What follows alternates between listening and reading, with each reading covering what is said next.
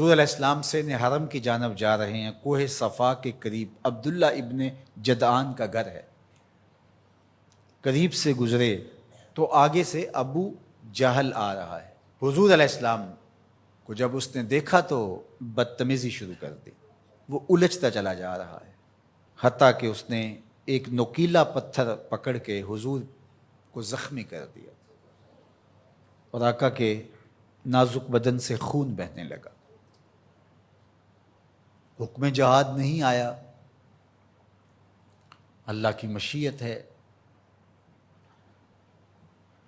حضور علیہ السلام وہاں سے سین حرم میں پہنچے، آب زمزم سے اپنے زخم دھوئے اور اللہ کے حضور سجدہ ریز ہو گئے۔ مالک تیرے رنگ، یاری تیری سونا پر ازمیشاں تیریاں اگ، سونا پرکھیا جامدہ ہے نال اگاں دے لگ۔ حضور کے چچا حمزہ بن عبد المطلب ابھی اسلام نہیں لائے تھے، شکار کرنے گئے ہوئے تھے۔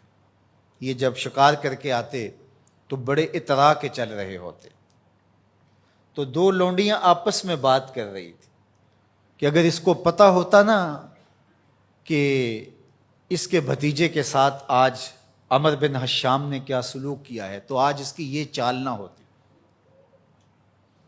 تو حمزہ بن عبد المطلب کے کان میں یہ بات پڑ گئی، اللہ اکبر، رک گئے۔ وہ جو فاخرانہ چال تھی تبدیل ہو گئی۔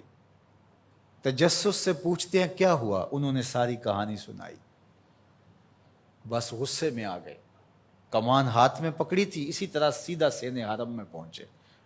صنادید قریش نشستیں جمائے بیٹھے تھے، ابو جہل بھی اپنے چیلے چانٹوں کے ساتھ ایک نشست پہ براجمان تھا۔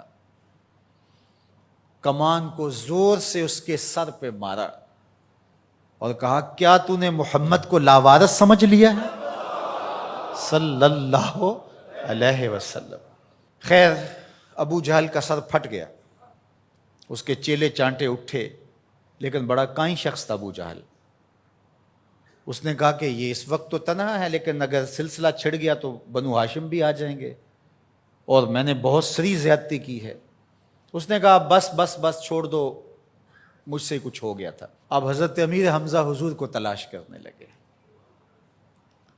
اور حضور سین حرم میں سر جھکائے سجدہ ریز تھے، اور یہ جا کے پاس کھڑے ہو گئے، یا ابن اخی، اے میرے بھائی کے بیٹے۔ حضور نے سر نہیں اٹھایا۔ پھر انہوں نے کہا یا ابن اخی، اے میرے بھائی کے بیٹے۔ حضور پھر سجدے میں سر رکھ کے رو رہے ہیں۔ پھر انہیں تیسری مرتبہ کہا یا ابن اخی، اے میرے بھائی کے بیٹے۔ حضور سجدہ ریز ہے۔ میاں صاحب فرماتے ہیں اسی کسے دے کچھ نہیں لگ دے تے نہ کوئی ساڈا دردی۔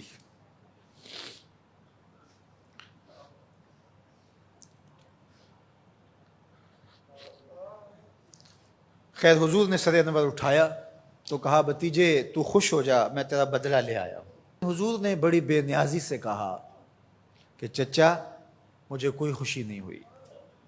کہا میں اتنے بڑے سورما کا سر پھاڑ آیا ہوں۔ کہا مجھے کوئی خوشی نہیں ہوئی، بخت یاوری کر رہا تھا۔ دوسرا جملہ کہا تم کیسے خوش ہو گئے؟ کہا جس رب کو میں مانتا ہوں اس کو تم بھی مان لو، یہ میری خوشی کا سامان ہے، اگر مجھے یہ دے سکتے ہو تو کہا پھر دیر نہ کیجئے، ابھی اپنی غلامی میں شامل کر لیجئے۔ یہ ہوتی ہے اپنے مشن کے ساتھ وابستگی۔